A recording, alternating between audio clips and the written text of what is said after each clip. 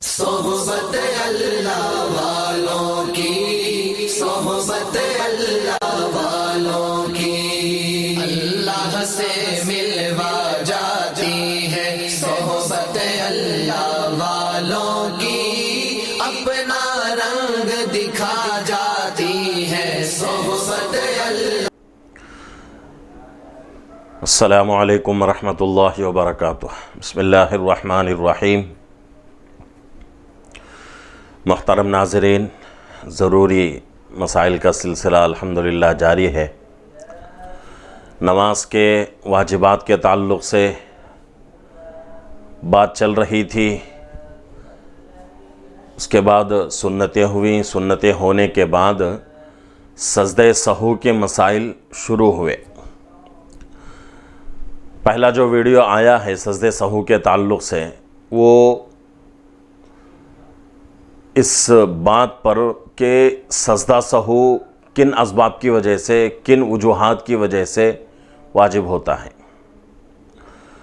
اور اس کے بعد کے جو ویڈیو آیا اس کے اندر سجدہ سہو کا طریقہ بتایا گیا۔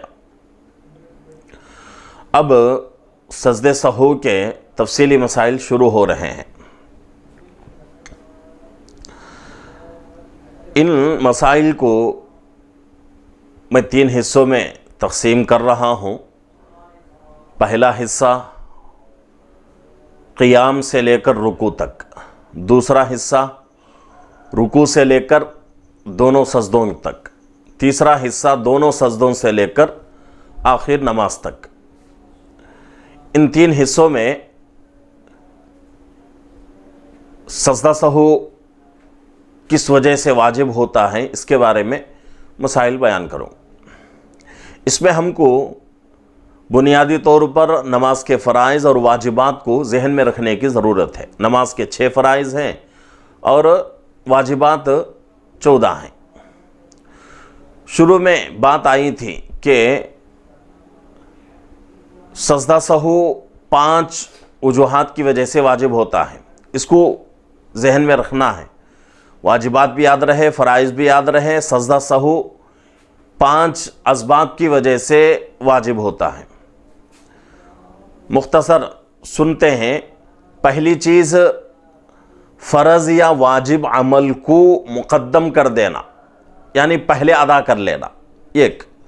دوسری وجہ، فرض یا واجب عمل کو اپنے اصل مقام سے ہٹا کر پیچھے کر دینا، بعد میں ادا کرنا۔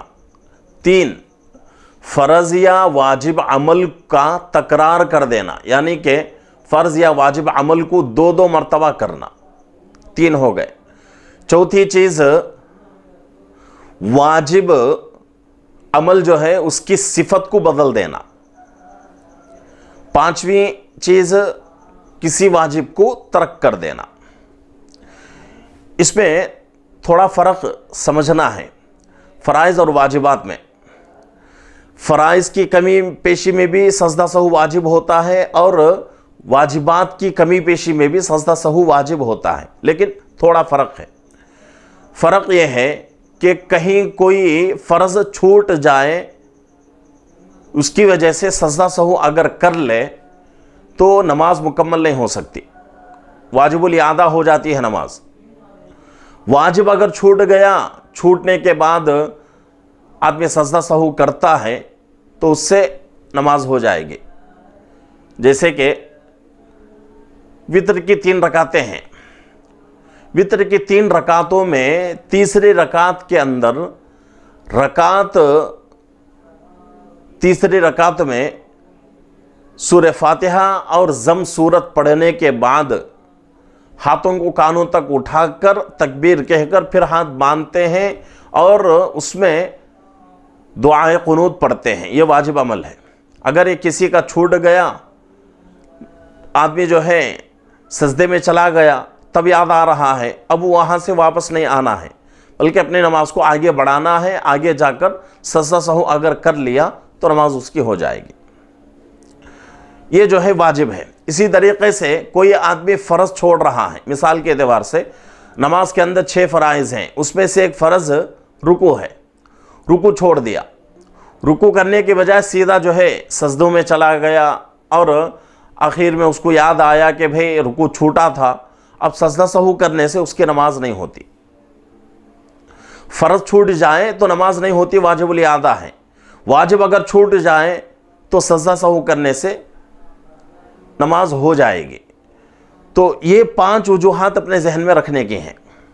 اب جو ہے 5 مسائل ہیں، مختصر عرض کر دوں۔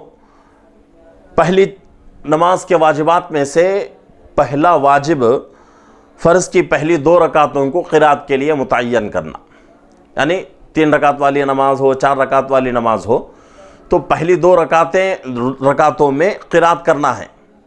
اگر قرات نہیں کیا، بعد کی 2 رکعتوں میں قرات کر رہا ہے، تو یہ ہوا کہ فرض عمل کو مؤخر کر رہا ہے، بعد میں ادا کر رہا ہے، تو اس کی وجہ سے سجدہ سہو واجب ہو جاتا ہے۔ اگر سجدہ سہو کر لیا تو نماز ہو جائے گی۔ اسی طریقے سے دوسرا مسئلہ، تیسری اور چوتھی رکعت کے علاوہ تمام نمازوں کے ہر رکعت میں سورہ فاتحہ پڑھنا واجب ہے۔ 3 رکعت والی نماز ہو، 4 رکعت والی نماز ہو، فرض نماز، اس میں تیسرے اور چوتھی رکعت کے علاوہ فرض کی پہلی 2 رکعتیں اور اسی طریقے سے سنت اور وتر نفل تمام نمازوں کی ہر رکعت میں سورہ فاتحہ پڑھنا واجب ہے۔ اگر کسی رکعت میں سورہ فاتحہ پڑھنا بھول گیا، اب اس کو جو ہے کہاں یاد آ رہا ہے، آخر میں جا کے سجدے کی حالت میں جا کے رکوع کے بعد یاد آ رہا ہے، تو وہ آدمی کیا کرے، آخر میں جا کر سجدہ سہو کر لے۔ ہاں، قیام کی حالت میں ہی، یعنی قرات ہو گئی، سورہ فاتحہ بھول گیا، سورت پڑھ لیا، پڑھنے کے بعد یاد آیا تو بعد میں سورہ فاتحہ پڑھ سکتا ہے، اور پڑھ کر آخر میں پھر جو ہے سجدہ سہو کرنا ہے اس کو۔ لیکن رکوع کے بعد یاد آیا تو اب پھر قیام کی طرف نہیں لوٹے گا، بلکہ اپنی نماز کو آگے بڑھائے گا، آخر میں جا کر سجدہ سہو کرے گا۔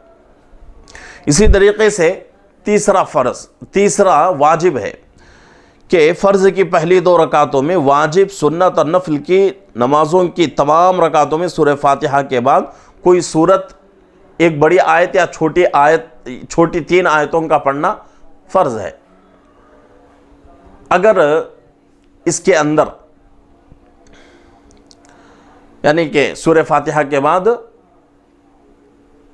بڑی 1 آیت، چھوٹی 3 آیتیں پڑھنا جو ہے واجب ہے۔ اگر کوئی آدمی سورہ فاتحہ، ابھی میں نے کہا سورہ فاتحہ کے بعد قرات نہیں کر رہا ہے، بلکہ رکعت شروع ہو گئی، شروع ہوتے ہی قرات کر رہا ہے، تو کیا ہو رہا ہے، فرض عمل کو مقدم کر رہا ہے۔ اس کی وجہ سے اس کے اوپر سجدہ سہو واجب ہو جائے گا۔ اسی طریقے سے چوتھا مسئلہ، سورہ فاتحہ کو سورت سے پہلے پڑھنا، ابھی اس کا تذکرہ ہو چکا۔ سورہ فاتحہ کا پڑھنا کا مقام کون سا ہے؟ سورت سے پہلے۔ سورت کے بعد رکعت شروع ہو گئی، شروع ہوتے ہی قرات شروع کر لیا، اس کے بعد یاد آ گیا بھئی سورہ فاتحہ میں نے نہیں پڑھی، اس کے بعد رکوع میں جانے سے پہلے سورہ فاتحہ پڑھ لیا، آخر میں پھر اس کو سجدہ سہو کرنا پڑے گا۔ اسی طریقے سے 5واں مسئلہ اور آخری مسئلہ، قرات، رکوع، سجدوں اور رکعتوں میں ترتیب قائم رکھنا۔ قرات میں، رکوع میں، سجدے میں اور رکعتوں میں ترتیب قائم رکھنا، یہ بھی ایک واجب عمل ہے۔ اس کے اندر کمی پیشی ہو جائے، یعنی کہ آدمی پہلے سجدہ ادا کر رہا ہے اور اس کے بعد رکوع کر رہا ہے، تو یہ جو ہے واجب کو جو ہے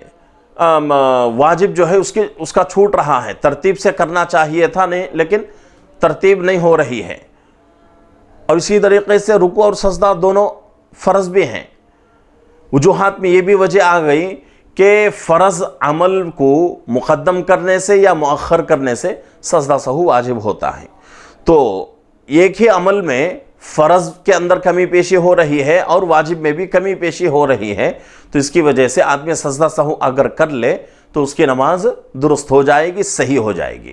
تو یہ جو ہے قیام کے واجبات اور فرائض جو کہ جس میں کمی پیشی ہونے کی وجہ سے سجدہ سہو واجب ہوتا ہے، اس کا میں نے آپ حضرات کے سامنے واضح طور سے بیان کر دیا ہے۔ اللہ رب العزت سے دعا ہے کہ اللہ رب العزت ہم تمام کو ان مسائل کے ذریعے سے اپنی عبادتوں کو مکمل کرنے کی توفیق عطا فرمائے۔ السلام علیکم ورحمۃ اللہ وبرکاتہ۔